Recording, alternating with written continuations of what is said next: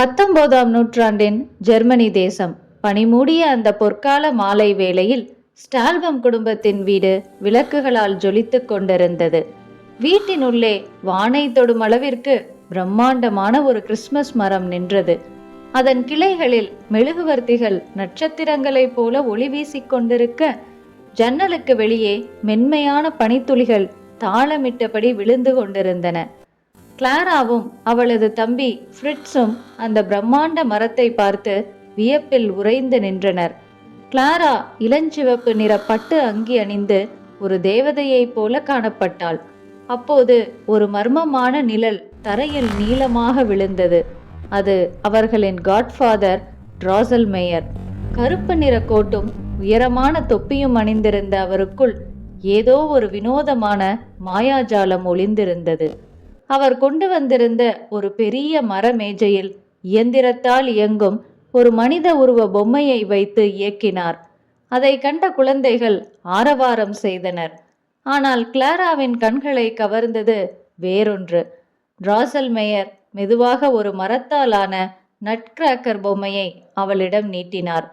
சிவப்பு நிற இராணுவ உடையணிந்த அந்த பொம்மையை கண்டதும் கிளாராவின் முகம் மகிழ்ச்சியில் பிரகாசித்தது. ஆனால் அந்த மகிழ்ச்சி நீடிக்கவில்லை. பொறாமை கொண்ட ஃப்ரிட்ஸ் அந்த பொம்மையை வலுக்கட்டாயமாக பிடுங்க முயல, சடக்கென்ற சத்தத்துடன் அந்த மரபொம்மையின் கை உடைந்தது. கிளாரா அதிர்ச்சியில் உறைந்தாள். அவள் கண்கள் கலங்கின.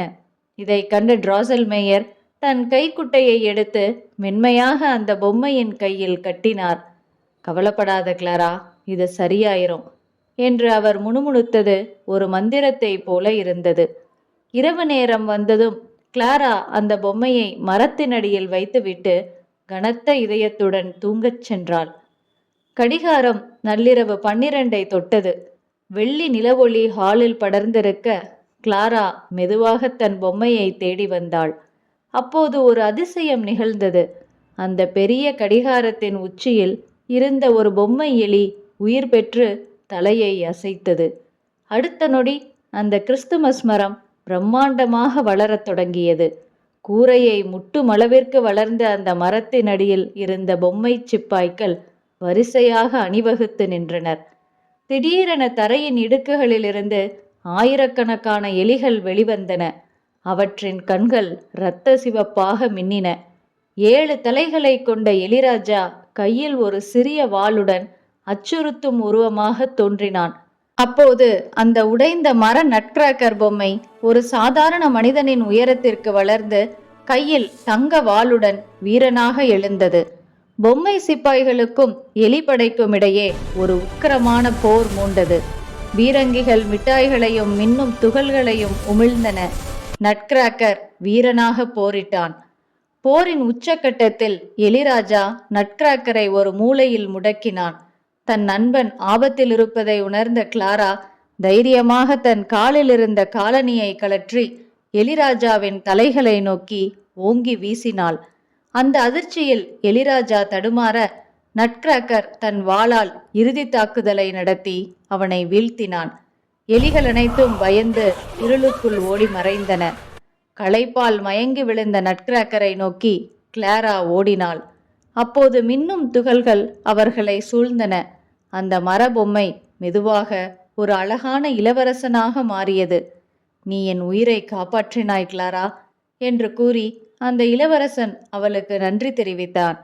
அவன் அவளது கைகளை பிடித்து, வா, உன்னை ஒரு அற்புதமான உலகத்துக்கு கூட்டிட்டு போறேன் என்றான். அடுத்த நிமிடம் அந்த வீட்டின் சுவர்கள் மறைந்து ஒரு மாயாஜால பனிக்காடு தோன்றியது. பனித்துளிகள் தேவதைகளாக மாறி நடனமாட அவர்கள் இருவரும் ஒரு புதிய உலகத்தை நோக்கி பயணித்தனர். அவர்கள் வந்து சேர்ந்த இடம் இனிப்புகளின் தேசம். அங்கே சாக்லேட் கோட்டைகளும் மிட்டாய் மரங்களும் ஜாம் ஆறுகளும் ஓடிக்கொண்டிருந்தன. அவர்களை சுகர் ஃபேரி வரவேற்றாள். இளவரசன் கிளாரா செய்த வீரச் செயலை தேவதையிடம் விவரித்தான். அவர்களை கௌரவிக்க ஒரு மாபெரும் விருந்து ஏற்பாடு செய்யப்பட்டது. உலகின் பல்வேறு பகுதிகளிலிருந்து வந்த நடன கலைஞர்கள் தங்கள் கலைகளை காட்டினர்.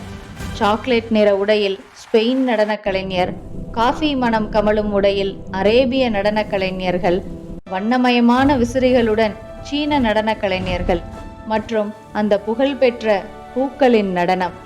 இறுதியாக சுகர் ஃபேரியின் மிக அழகான பேலெட் நடனத்தை கண்டுகளித்தாள் கிளாரா.